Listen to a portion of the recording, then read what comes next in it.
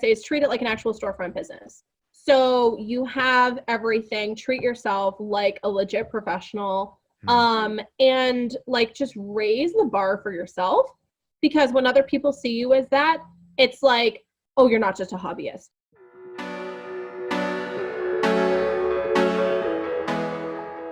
Welcome to the J. Wells CFO Show. I am your host, Jeremy Wells, and with me today is Miriam Bulcher. Miriam Bulcher, welcome to the show. Thank you so much for being here. Please tell us about your business and how you got into that. Yeah, so my name is Miriam Bulcher. I have a photography portrait business. And basically what I do is I provide custom high-end luxury photography services to businesses, individuals, families. And the goal is to give them the best photo that they've ever had of themselves. And for businesses, it's to give them a really solid return on the photos that they get, and something that's very accurate, that'll just increase their business tenfold. So how I got into it is kind of a roundabout story. I actually went to school for personal training and I worked for the military for a while as a civilian. So after that, I had kids and I was on maternity leave and just decided that I think I wanted to change things up a little bit because there was no ladder to climb. And so I started working in the cosmetic industry and I started dabbling in photography at the same time. And then a couple years later, I started out as a hobby, as most photographers do. And then after a while, I found a photographer who did this portrait style photography.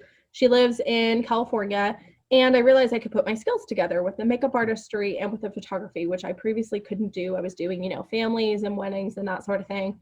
So I kind of taught myself everything related to this style of photography and just decided I wanted to go full force with that. It was a lot more rewarding than what I was previously doing with weddings. And that's got me to where I am now.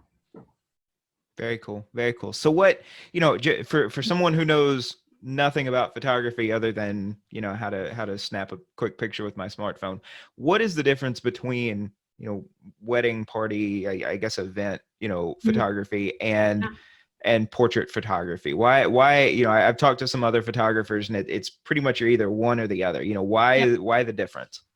Yeah, so event photography, and like weddings, celebrations, that sort of thing, it's all very, like, you don't get that moment back. So it's all very focused on kind of like, how do I explain it? It's like a security camera that's going all the time, but you're the one who's responsible for capturing everything. So it's very fast paced. So you gotta be on high alert the entire time that you're doing that event.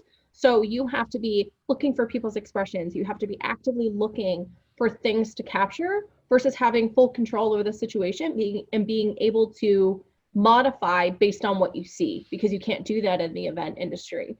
So that's really the difference between the two. The portrait industry is it is linked to the fashion world, but they are very different.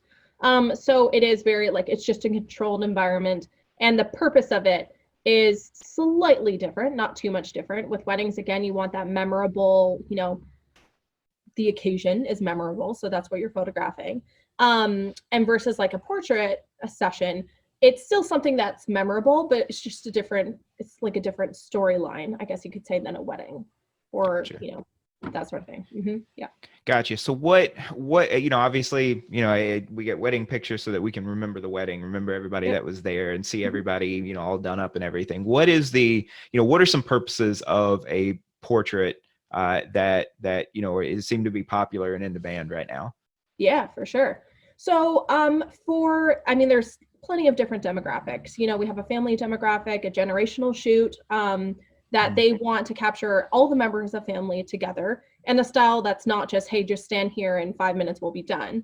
Something that's a little bit more like you could pass it on to multiple generations and it'll still look good and be timeless, versus something that's taken with a cell phone isn't necessarily going to be something that people would want to display in their homes. Or you could frame and pass it on to like great grandchildren type situation. So for families, again, it's going for that. We want to create a timeless piece. We want to remember our family members, grandmother, great grandmother. Let's say it's a 5-generation shoot. That's what we want to remember, is a legacy of the family. Or for a lot of my clients are women who are above 40 and they've just had like a change in their life story. So either they've, broken off from something that they've been doing, they've changed careers, and they've really come into themselves. Like, it sounds a little bit crazy to experience that, but a lot of women are experiencing that. They're feeling liberated. And so they are either starting a business, which leads to the photos, but it's a double purpose because they want to see who they are now as they truly have wanted to be in their entire lives, but have never been able to actually see it. And so now it's happening to them and they're like, oh, I should have done this years ago when I was younger, slimmer, all that stuff. But they want to do it now because they want to remember this great time in their lives. And so it's a kind of double purpose part of it. And then you have the business individuals who are, who have had photos done in the past, not really liked them, or they haven't really resonated with them. Maybe they had a couple taken, they've only liked one, and they just want to do it right. They want to have photos that they're actually going to like themselves and they can really push to market themselves versus just having like one headshot that they use and abuse and haven't taken a new one in 20 years. Right. I think we all know and follow some social media accounts that have that problem. That I know that I've seen that person recently, and that person doesn't look like that anymore. So, yeah. So what is the value that, bringing it back to the business context, those other stories are fantastic, but in the business context, what are you trying to create with this, professional headshot that somebody is going to put, on an About Me website page or on a social media profile, something like that? Yeah, for sure. So my approach is different in the way that when someone comes to me and they're like, hey, I want new photos for my website, I want a new headshot for, my profiles, I'm going to ask them, I'm going to say, okay, what platforms are you using for your business? Where are you drawing your clients from? And then from there, we look at, okay, do you have a personal brand? Yes, no, okay. So let's say you do have a personal brand. Then we're going to say, all right, does your website and your branding and your personality match what you're trying? Does it match your audience? For a lot of people, they don't. I mean, I'm like, most people don't attract themselves. They attract somebody else. So we look at what their audience looks like. And for a lot of people, they don't have that, what is it called? The ideal client avatar. They don't have it done, even if they have been in business for quite a while. Sometimes for businesses, it changes. If they've been in business for 5, 10, 15 years, their ideal client that they would have tried to draw in 5 years ago might be different than what it is now. And that's totally normal, but maybe they haven't had time to sit down and revisit what their ideal client looks like. So that's a great opportunity for me to sit down and be like, okay, well, what does your client look like and what do they resonate with? Because if they don't resonate with what you want to be photographed in, then we're completely alienating an entire audience and you're losing money because you're not drawing them in. So the goal is to maximize the investment that's happening with the photography. So we look at multiple different audiences that they're trying to draw in. Sometimes it's just one. And we say, okay, what do they look like? What style do they resonate with? Who are they? What age are they? What sex are they? And we look at what that looks like. We create a vision board based off of that. And we tie in the individual who's getting the photos taken, their style mixed with their audience's style, so that we're really not losing the personal brand of that person, but we're bringing them together so that way they can build a relationship and start working together. Very cool. Yeah, I definitely resonate with that issue of sitting down with a small business owner and having that conversation. And you're right, they're all in different stages, but having that conversation of what is your ideal customer, what's your ideal client, because, I'm coming at it from the accounting, the business side of trying to help them build a better business, a more profitable business. And, every business, I do this, every business, when you start off, everybody's your ideal client. You want to sign everybody up because you just want to start making money at it. Right. Sure. But then very quickly after a few clients, you start to realize, okay, that aspect of that individual in our relationship didn't really work out. So I want to try to avoid people fitting that bill. And then you go over here and it's like, okay, people in this situation, I tend to get along with a little bit better. And so you start to niche and narrow in on what that ideal client is. I'm trying to do that from getting them to think about building their business, refining their pricing strategy. You're getting them to think about, what is that audience that they're trying to appeal to and market to. And I think that's a really easy question to skip over, especially when you're just getting started. And the question is, at what point in building your business do you stop and take a minute to say, I need to identify, that ideal customer or client and start going after that individual. So I love that you're trying to help them do that. I would imagine a lot of people come to you and say, I just need a good headshot for my website. And then you have to open that conversation. And that's probably the first time they've ever had to really sit down and think hard about, what is that? Yeah. Oh yeah. I have a lot of people who will come to me and they're like, my website's not necessarily done. I haven't even launched my product yet. And I'm like, this is critical time, to have your photos done and have your ideal client, vision board, and for you to have your visual identity already done before your product is launched is honestly better than people who have, jumpstart it or bootstrap it with, maybe not so much, or a cell phone headshot or whatever, and have to revise it and rebrand themselves down the road, because then their audience is like, wait, something's changing. Like, we don't notice or visually identify with who that person is. Now their audience has to grow with them. So Absolutely. Good deal. So, once you have that individual, they've come to you, they've had this conversation, they've signed up with you, and now it's time to start thinking about, okay, what are these pictures actually going to look like? What's going through your head? What are you, what are you starting to put together in getting ready for the actual photo shoot? Yeah. So I actually do this on the phone pretty much as soon as they're calling me and we're jump starting the conversation. I'm asking them, all right, what does your style look like? What does your home decor style look like? Because homes say so much about somebody's style, how they like to visually appreciate things or what they identify with.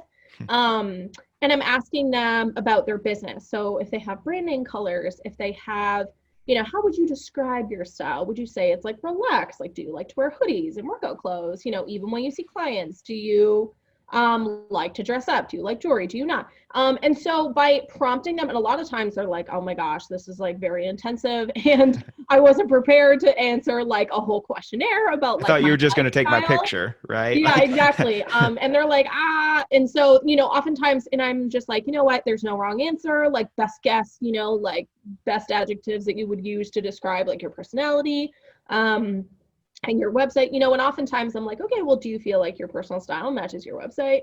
Do you feel like there's a disconnect? Is there a reason why it's different? And oftentimes people are like, yeah, so like my personal style is a little bit more relaxed, but I'm going for like an executive client.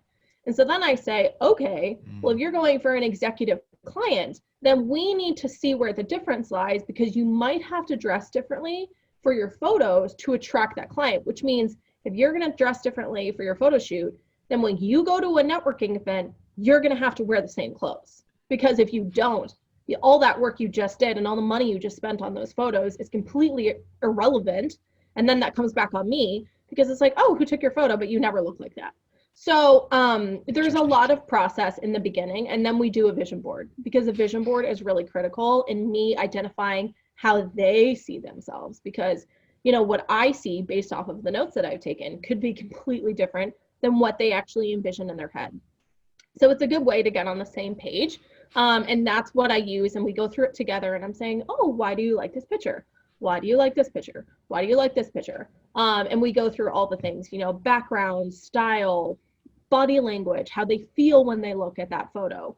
And I often ask, okay, well, how do you want your clients to feel when they look at your images? Because that tells me how I'm going to pose them and what body language you're going to use, if they're going to be sitting on the floor, or if they're going to be, standing up and doing something a little bit more professional. So it's a multi-step process, but it does start right in that first initial phone conversation. Because oftentimes if I don't gather enough information, then I can't suggest to them what type of photo shoot that they need, and if we're even a good fit for each other. Because I do get people they're like, oh, after we go through the questions, they'll say, oh, I just want one headshot. And I'm like, okay, well, here's your options, but maybe you don't necessarily need all the detail that I provide. And we can do something like way scaled down lower than that. And you don't necessarily need all that, personal branding audience work. Like, you just want something super quick. They're an employee for a company. They don't necessarily have a personal brand, and they just want something simple. So yeah, there's multiple avenues, but it's a little bit, I don't want to use the word invasive, but it's definitely very detail oriented to get the best result. Yeah. I can I feel you because, somebody will come to me and say, I just need my tax return done. Okay. I need last year's tax return. I need, Yeah, very quickly, like I need more information than you initially thought you were going to hand over to me. yeah. But, if we're going to work together, that's what it takes. And so, Mhm. yeah. And again, back to, thinking about how you build your own business, you start to realize, okay, before we actually do business, here's all the information I need so that we can actually close this deal, and you realize that list starts to get bigger. At first you just jump into it thinking, oh, I can just do all this work for everybody. And then you Yeah. realize, okay, there's a lot of pre-work that goes into setting this up. So yeah, Sure. it's interesting finding a lot of similarities here, Yeah. between these two fields. And, photography and accounting, who would have thought? But Right. yeah, but it's very interesting. It's very interesting. I mean, I think ultimately, you're just trying to help people be better versions of themselves, right? Yeah. And bring out, what's truly there, Mhm. and I think it can be fun to do that. It can be very rewarding, Oh, sure. yeah.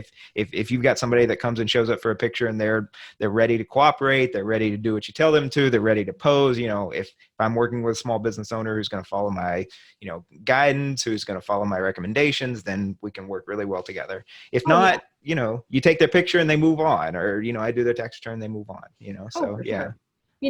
Jeremy, that's actually a really good point because I think the more, as you just described about like with the tax, and the accounting and all that stuff, it's like the better your like intake process is, the better it is for you and for your client. Yeah. Because I often have the response of when I go through the whole phone process and, I ask, it's like 20 minutes on the phone and there's no guarantee that they're going to book, right? So you could potentially spend how much time on the phone Yeah. only to get like one booked client after 3 hours of phone calls. And that's just the nature of the beast.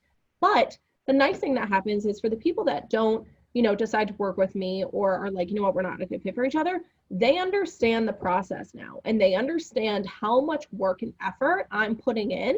So it's nice because it's like I've built a relationship even though we're not going to work together. So it works out Yeah. perfectly because it's bettering them because now they understand should they need something of that nature in the future, down the road, to somebody else or whatever, they understand that I'm very detail oriented and this is the amount of work that I'm going to put into this product. So it works, I'm sure it works just the same in your industry where it's like, listen, like we're going to do it correctly. This is the information that I need. And you're either going to attract somebody or you're going to not attract somebody. And it just Right. works out better for everyone. Right. Yeah. Yeah. No, absolutely. We spend a lot of time, as accountants, as firms thinking about, what information do we need from prospects to find out if it's going to be a good fit? And then once we make that determination, if we decide to work together, what's our onboarding process look like to make sure that that we're setting those expectations, that they understand, what this relationship is going to look like, and ultimately, why they're paying us, Yep. and so no,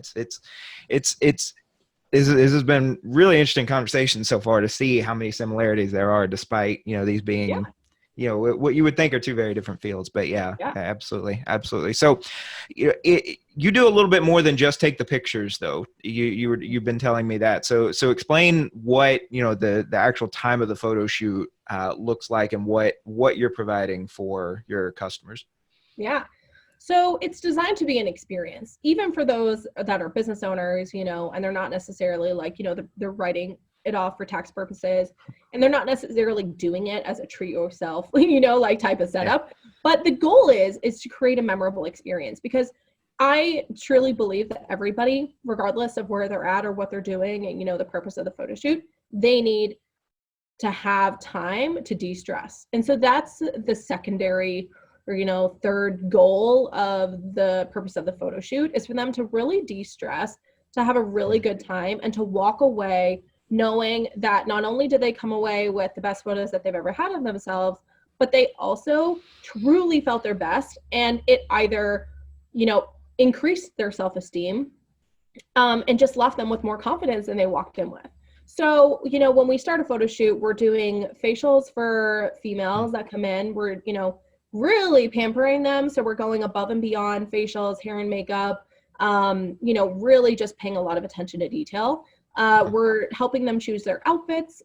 For a lot of business clients, I'm actually going to their home and helping them pick out clothes beforehand, just because it is, for women, it's a huge stressor. And oftentimes for families, I'm doing that as well, because there's just no way you can dress up a family of 7 or 10 or even 5 without having somebody probably walk in wearing something that's not looking so great. So, there's a lot of attention to detail. And so we pick out outfits based on, the audience, if it's for somebody that's for business. And I'm helping them, okay, well, this is going to be outfit 1, 2, 3, 4, 5. Let's see how that looks.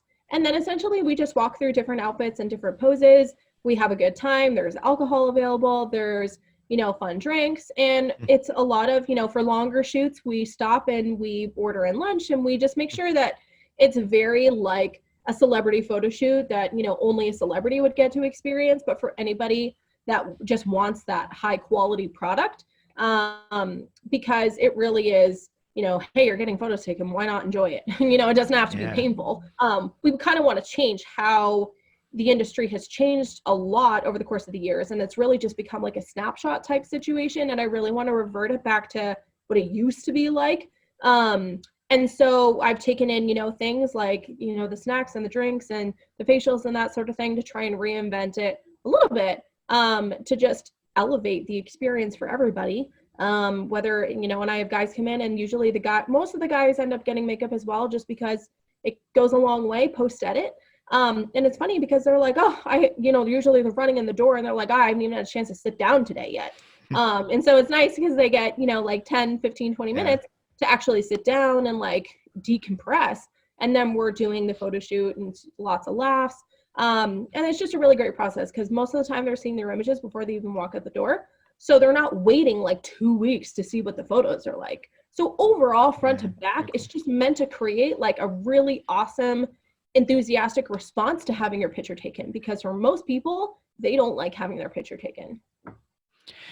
I know if school yearbook picture day had gone more like what you're describing, then I probably would have enjoyed it a little bit more back then. Right. But because that's my frame of reference, and I'm sure that's a lot of people, right? Because you think, oh, I got to go in and get a picture taken. Well, I mean, the only real memory, if you're not a celebrity, if you're not a movie star, the only time you're really getting your picture taken, that is that school picture day where you stand in line, you wait behind 30 people, you finally get called up, somebody twists your shoulders around and put your hands just right in your lap, and then they make you put on this cheesy grin and take a picture, and then you move on, right? And creating an experience that is the opposite of that, that is relaxing and inviting and enjoyable and fun and social. It sounds amazing. Sounds like a great experience. Yeah. I have a lot of people that will come to me and they'll say, oh, I had photos done last time, but it felt like the photographer was just doing what they wanted to do versus what I really felt comfortable doing. And it didn't look like me. It didn't feel like me. It felt very stiff. It felt very unnatural. And it's unfortunate because the industry has changed so much over the past 20 years since the digital camera even arrived, and now we have cameras on our cell phone, that it has become very much like it's only about the artist's point of view instead of the subject's point of view.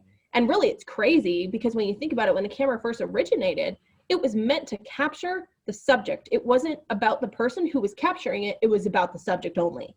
And now it's completely reversed itself to be only about the person who's capturing it and not about the subject, which is crazy because you can't have one without the other. Yep. So it's unfortunate, but it's just another reason why I'm like, okay, people will be like, where do you suggest for photos outside to take? And I'm like, I don't suggest anything, because it's based off of what you want, what your audience wants. And that's what I'm going to suggest after I know that information, because, I'm just here, I'm just like someone who's, bridging the gap, and that's about it. It's again, another analogy, because when, clients will ask me for advice, or when, I'm giving them advice, it's, I have to couch that advice in terms of, if it were me, this is what I would do. But it's not me, it's you, it's your money, it's your business. You have to ultimately make the decision.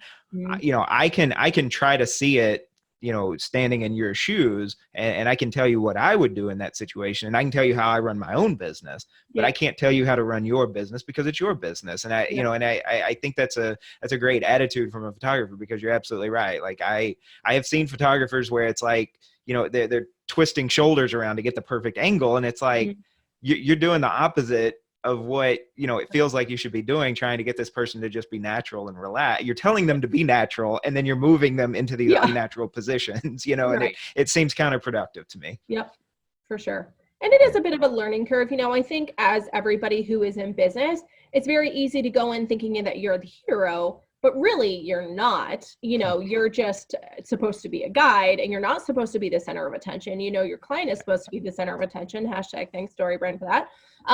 But yeah, it's hard. It's a huge learning curve that I had to go through when I started my business. And I wasn't like, oh yeah, people are still hiring me, and they're still hiring me for my expertise and my style and all that stuff, but I still have to help them be the best that they can be in this format of service that I'm providing.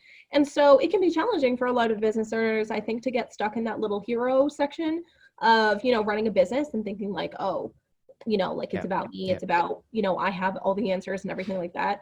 So yeah, it's challenging. Have you heard of Donald Miller's building a story brand? Yeah, so Yeah, actually, okay. So that, yeah, one I of was my thinking to friends say is a that talk about yep, being the hero. That's yes. his thesis, is don't Oh be my the gosh. hero. Right. His whole framework like changed my life. My friend is a Yeah. certified guide. And she story branded my website, and I read the book, and she like story branded my entire business, and it totally changed my perspective Yeah. and just honestly helped me be successful, because if I hadn't have had her to guide me through the whole process, I mean, yeah, the book is amazing though. Like all Yeah. of his Yeah. analogies between movies and everything, I'm just like obsessed. Yeah. I've had situations where I finished a client's tax return and it wound up being a lot better result than they expected. And, Yep. you know, they're thanking me. And the whole time I'm thinking, yeah, but you did the hard work. You worked all year. You made the money. You paid in, you know, the taxes. And now I'm the one that just gets to tell you the result. I didn't make any of this happen. You did. Right. So, you know, you have to put yourself in that mindset of, you know, focusing on, like you're saying, focusing on the client, focusing on the customer, making them the hero of their own story, not trying to be the hero yourself. And that's actually going to wind up a lot better for you in the long run, I think. Yeah. Oh, for sure. And I think that's a really good approach as, you know, an accountant for a client, because oftentimes, I don't know if you've heard this before, but a lot of people have just like bad raps. You know, they have like bad ideas about people who do taxes, because they're just like, oh, well, they're just going to tell me bad news like all the time. Right. But the way you described it like that is like, no, like I'm here to amplify all the awesome stuff that you've done, and we're just going to get it all tidy in a bow and make sure it's taken care of well, and the government's not going to come after you. Right. So yeah, I love that explanation. Well, and you know, if I'm scrolling through LinkedIn or Twitter or one of these, you know, and I see an obviously professionally done, you know, headshot, you know, I would, there might be some passing interest in who took the picture, but really I'm just looking at the person in the picture. You know, like you said, I'm focusing on the subject, not the artist. So, I mean, granted, good kudos to them for getting a professional to take that picture if they did, but you know, that's not really what I'm interested in when I look at that picture. I'm interested in that person's profile. So, you know, again, it's good work on the artist's behalf by, you know, getting themselves out of the equation, not forcing themselves into it. Yeah, for sure. So in building your own business, you know, what you gave us a little bit of the backstory, but starting off at getting into photography, figuring out your niche, what are some of the challenges, you know, what are one or two of the biggest challenges in building this business that you've run into, and how have you dealt with those challenges? Oh my gosh. Yeah, it was really challenging because the target market that I was going for is a lot smaller. So it just made it so much more difficult. Because they're not people that you would necessarily find at every single networking event or the free networking events and that sort of thing. So it just made it really tricky, because for like 6 to 8 months, I was like, where am I going to find my target audience? You know, it's kind of like a makeup artist that wants to work for J-Lo and like all of the other people like J-Lo, you know what I mean? Like you're here and this person's like so far up here. How do you bridge that gap and reach that person? So basically it's just, you know, I had to trial and error. That's really the biggest thing that helped me the most, which is like so rough if you know that that's what you have to do going into it, because oh my gosh, I had to network my buns off. I had to just be like, okay, is this where my ideal client is? Nope, scratch that off the list, try another one. And then like, I just had to keep going through the motions. When I was at networking events and would meet people that seemed like they would know, I would just ask them. I'd be like, what networking events do you go to? If they looked kind of like my ideal client, I would ask them. So it just became like kind of a cat and mouse game until I finally started finding a breadcrumb trail. And even then, I still had to strategize the breadcrumb trail because I was like, do I have time to do this? Does this make sense? And I burnt myself out, which is unfortunately, I was trying to reach a goal, which in 1 year was a little bit insane. And I did reach it, but that was a repercussion, was being burnt out and completely just like not even being able to function. So it was a struggle because I went from not knowing anything, not knowing where my ideal client was, to mostly figuring it out. But it took a solid 7 to 8 months of networking, like 4 times a week. It was crazy. Setting up coffee meetings, really diving deep into understanding people, understanding their network, and doing it in a genuine way. Because if you're going to do it in a genuine way, it's emotionally taxing because you're investing into that person. You go to the networking meeting, but then you also have to schedule the one-on-one follow-ups with everyone after the networking meeting. Exactly. And it just kind of, and then the more one-on-ones you get, the more people they connect you with. And it just, and I went through a phase of that about a year ago where it was just, I would meet somebody at one networking event and they tell me I had to go to theirs. Well, theirs is clear the other side of the county. And so I drive out to their meeting and then I meet somebody else and they've got, they go, because now we're on the edge of the county. So they've got a networking event that's in their county and it's the next one over. And it just kind of keeps evolving into this, this just spider web of all these different networking meetings I've been to once or twice. And so it just kind of can get out of control. So, you kind of hit up the in-person networking. What else as far as marketing have you been trying? Have you done any kind of digital marketing online, that kind of thing? Yeah, so actually it's really funny. My friend who's a StoryBrand guide, I was really resistant to doing like Instagram and Facebook, mostly just because I didn't really think that my target market would buy necessarily from that. Most of my clients in the past have bought from the relationship side of things. So you can't really, in a one-click thing, in my market at least anyways, necessarily buy something. It's kind of like, if a Chanel bag shows up on your feed, you're not going to be like, oh yeah, I'm going to buy that right now. Like you're not just going to drop $8,000 on a bag in 30 seconds. Like it doesn't happen.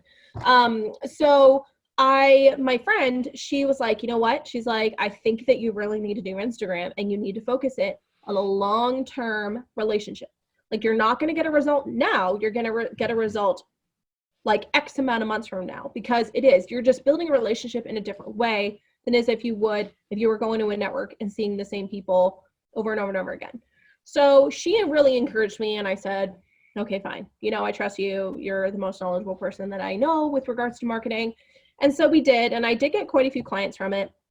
And it's interesting because I do think that having a digital marketing platform is really important for more ways than one. It introduces you to a network that I wouldn't have interacted with previously. Because a lot of my clients that I did get from Instagram, they didn't go to networking events. So I would have never met them. So it kind of opened my eyes up to just what she was initially saying about building the relationship, seeing where it goes. It's just a different avenue. It's kind of like its own little bowl of marketing niche clients that you wouldn't see if you didn't exist on that platform. So that's been eye-opening. I did Instagram, Facebook, LinkedIn, and that's kind of all the platforms that I focused on. In LinkedIn, I really didn't dive deep in until probably last September. I think September, October is when I really started getting consistent with it.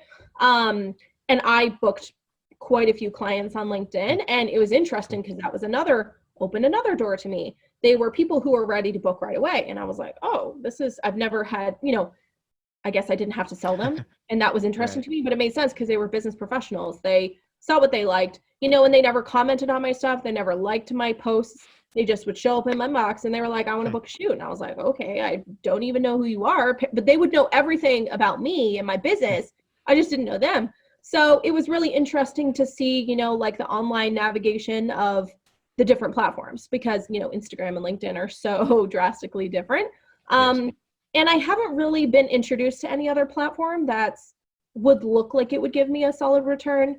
But I would say as this pandemic is, underway, that I'm really grateful to my friend for persuading me to do Instagram when I did last summer, and then I did jump on LinkedIn when I did last fall because it amplified my my reputation when I went to in-person networking events. And now it's nice because like the internet is all I have to market myself other than reaching out to people that I already know, but I can't do anything about new individuals except for that online marketing part of things. Well, on that note, so we're recording this in early April, and so we're right in the middle of the coronavirus epidemic, right? And so, I know down here in Florida where I'm at, I'm sure where you're at, that we're pretty much on shutdown, lockdown, whatever you want to call it. And so, you talk about online marketing versus doing a lot of in-person networking, and it sounds like your typical engagement with a client is a very personal, almost intimate, just right next to each other in the same space. And obviously that's all out right now. So what are you doing in the middle of this epidemic to keep yourself busy and keep your business going? Yeah. So, I tweaked my online marketing for LinkedIn and for Instagram. I was being a little less book your shoot now to, okay, here's what you can do to use your photos that you currently have to increase. It kind of came into like a visual marketing, a little bit more of strategy. Because, you have to be empathetic to what everybody's going through right now. And so we did tweak a little bit, and I just made okay, well, here's how you can use your photos. Here's how you can, set up. Here's like I did a video the other week about the best lighting for like Zoom conversations, because a lot of people struggle with that. And if they can't see you well, you're probably just not going to have a good interaction. It's like having a one-on-one coffee meeting in a dark room. Like it doesn't go very well. And so really I've just tweaked how I'm presenting my information, but in a different way that they can use right now. Versus like, oh, well, you can do this in the future, book a photo shoot with me, but you can't really use that till like July, or August. Yeah. And so I've really just been showing my life, what it's like to be at home with kids, what I'm doing for my schedule, how I'm keeping myself motivated, and really trying to support other local businesses and sharing their information.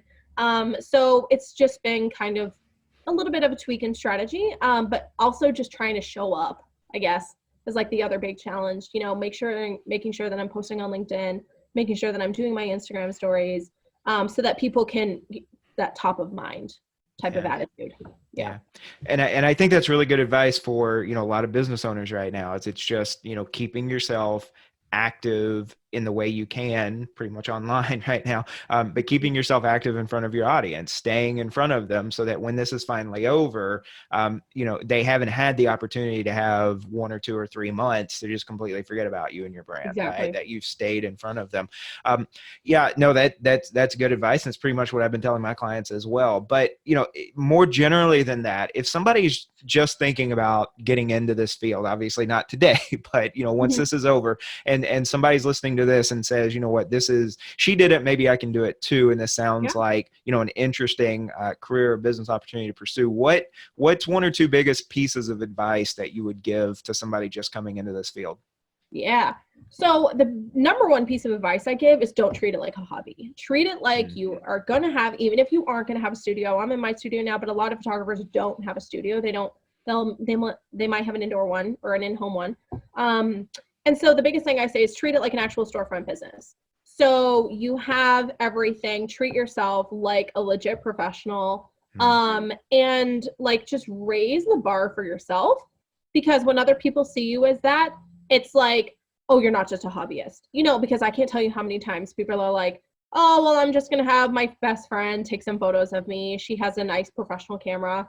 And I'm like, okay, well, I mean, just call me if you want something else, like if you want like a professional to do it, or you don't like the result, like call me. And I mean, I hear that so frequently. And so the difference is that if someone's going to go into this, know your why, and know your why, treat yourself like a storefront professional, and really make sure that you're in it for the long game, which you might not know until you dive deep into it. But that would be kind of like my top tips. Just like dibble dabble into, sorry, excuse me. 1 second, I need a liquid. Yeah, take your time. So I would say just like dabble into things where you think you might be interested in, because obviously someone might not know what they want to do. They might want to do fashion. They might want to do, boudoir or whatever. It could be something totally different. But just no matter what, treat it like you're going to do it like an actual legitimate business. You're going to have a tax ID number. You're, kind of all the right intentions going forward. Yeah. Yeah. No, I absolutely agree with that. Another good book, The E-Myth by Michael Gerber, and he talks about the three different roles that you play within your business. You play the technician, right? So in your case, just the one actually taking the pictures, and making the pictures look good. The manager, the one making sure that everything's getting done, the one actually running the office, but then the entrepreneur, the one who's actually, has the big vision that wants to take the company somewhere. And, this is something I talk to my clients, especially the ones just getting started out, is that you've really got to give yourself time to be all three of those, at different points throughout the day or the week, or, however you want to schedule that. If you've got to say, this one weekend a month, I'm going to go into full on entrepreneur mode, whatever it takes. But, the point is, you've got to think, even though it might just be you, and it might just be you for a long time, you still got to think of yourself as a legitimate business, and that business operation has got to be separate from just your day-to-day personal life. Yep. Oh, for sure. Yeah. Yep. Yeah. Good deal. So Miriam, this has been fantastic. Thank you so much for, taking some time during all this to, talk to us about yourself and your business. If somebody is listening or watching and wants to get a hold of you, either do business with you or just find out some more about you, what's the best way for them to get a hold of you? Yeah. So, they can find me on LinkedIn, Miriam Bulcher. That would probably be the easiest. Everything is on my profile. So my website, my email, everything is there, but I'm pretty responsive to LinkedIn requests and LinkedIn messages. So that's would be the easiest. Awesome. Good deal. Well, we'll make sure we got a link to that in the show notes in the description. I am Jeremy Wells with J Wells CFO across all the social media. Miriam, thank you again so much for being here. And thank you, listeners and watchers. And we will see you next time. Thank you.